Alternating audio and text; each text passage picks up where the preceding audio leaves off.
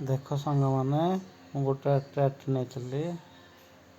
ଟ୍ରେଡ୍ରେ ଏବେ ତ ପ୍ରଫିଟ୍ ଚାଲିଛି ପାଖାପାଖି 1040-50 ପଏଣ୍ଟ ଭାବେ ପ୍ରଫିଟ୍ ଚାଲିଛି। ଦେଖନ୍ତୁ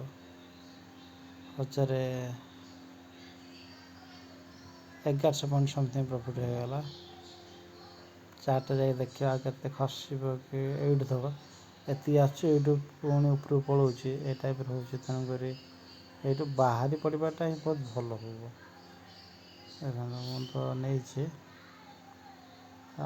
ଟିକେ ୱେଟ୍ କରିକିରି ଏବେ ହିଁ ବାହାରି ପଡ଼ିଲେ ହିଁ ଭଲ ହେବ। ବହୁତ ତଳକୁ ସେ ଖସିଲାଣି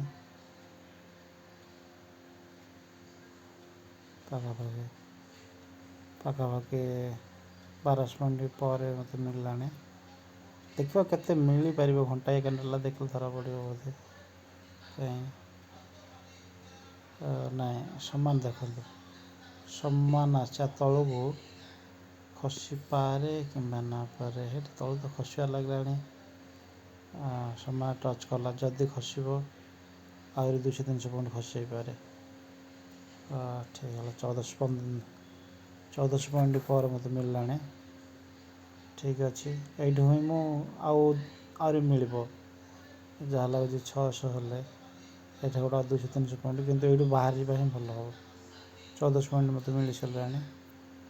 ଠିକ୍ ଅଛି, ମୁଁ ଏଠି କ୍ଲୋଜ୍ କରିଦେଉଛି।